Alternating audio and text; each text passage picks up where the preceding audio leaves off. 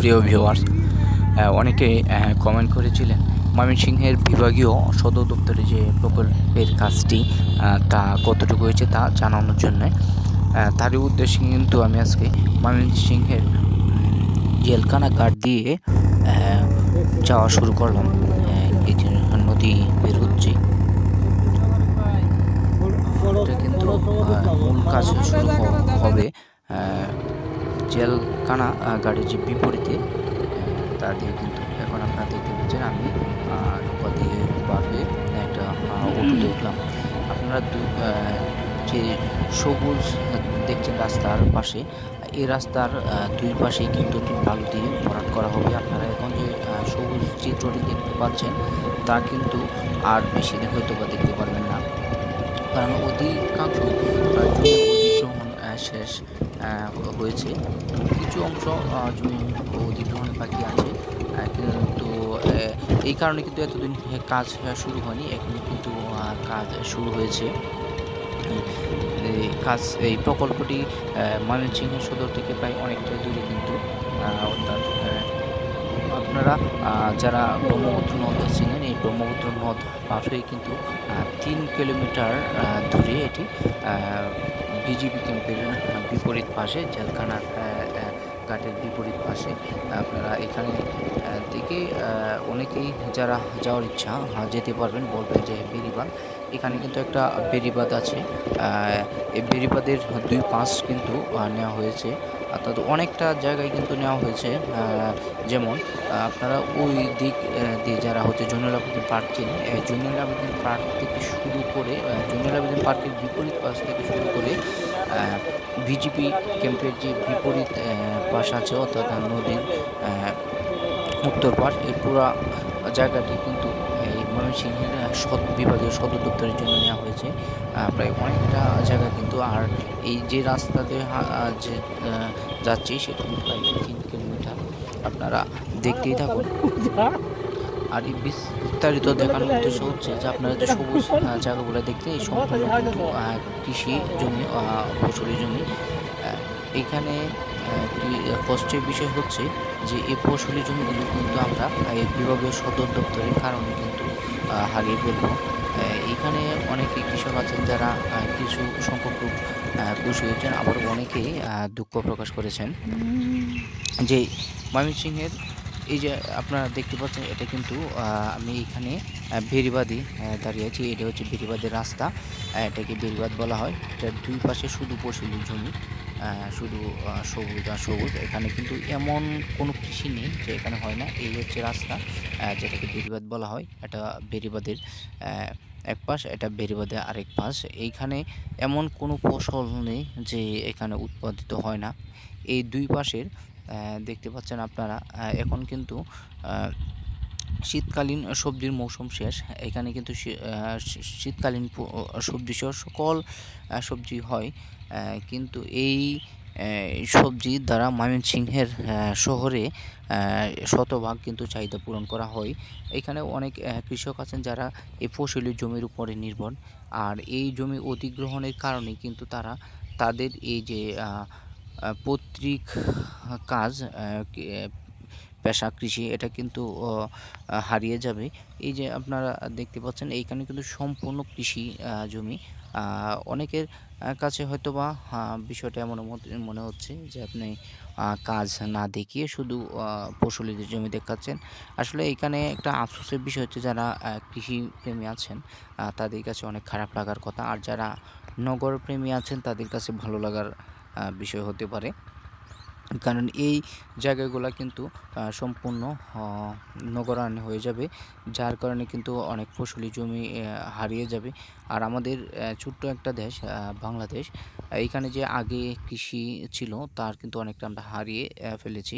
এখানকার কিন্তু এই ময়মনসিংহের বিভাগ হওয়ার ফলে বিভাগীয় সদর দপ্তর তো হবেই, আর এই সদর দপ্তরের কারণে কিন্তু আমরা ময়মনসিংহের 3 ভাগের 1 অংশ যে ফসলি জমি, অর্থাৎ কৃষি পণ্য হয়, তা কিন্তু আমরা হারিয়ে ফেলছি। এটা আফসোস লাগার অবশ্যই বিষয়। হয়তো আপনি এখানে যারা যাবেন তাদের কষ্ট লাগার কথা, যে এই যে কৃষি আমরা পাই, যার উপর আমরা বেঁচে আছি ময়মনসিংহের শহরবাসী, তখন কি হবে? আমরা এই ফসল অর্থাৎ এই যে কৃষি পণ্য আমরা কোথায় পাবো?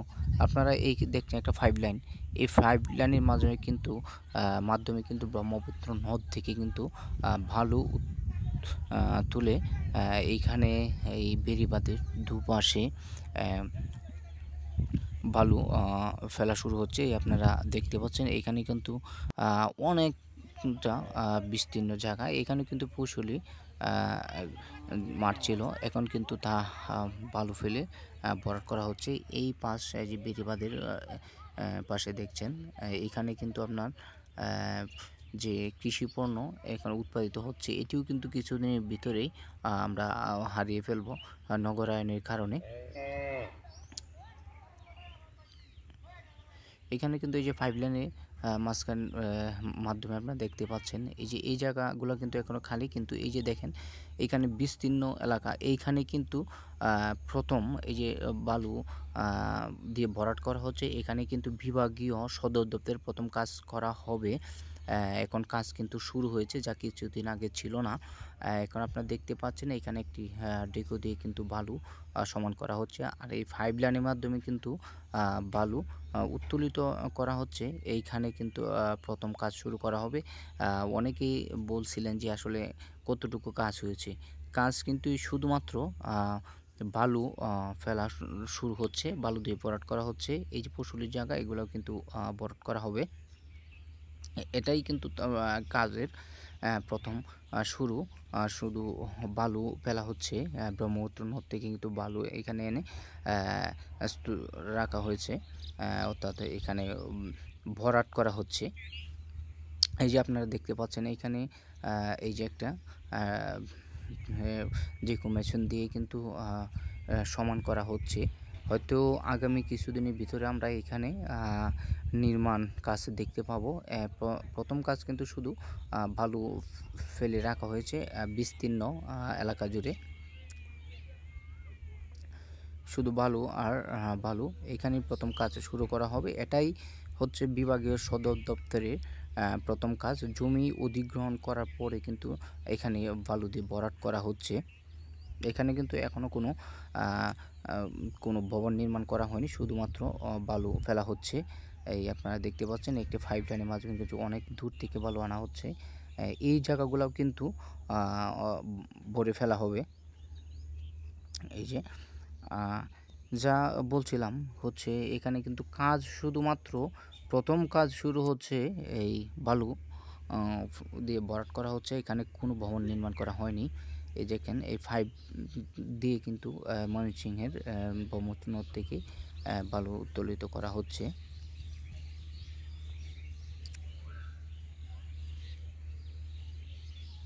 এই যে দেখেন, আমি বারবার আপনাদের দেখাচ্ছি, এটি কাজ শুরু বলতে এখানে বালু ভরাট করা হচ্ছে। তারপর কিছুদিন পর আমরা হয়তো দেখতে পারবো কাজ শুরু হয়েছে।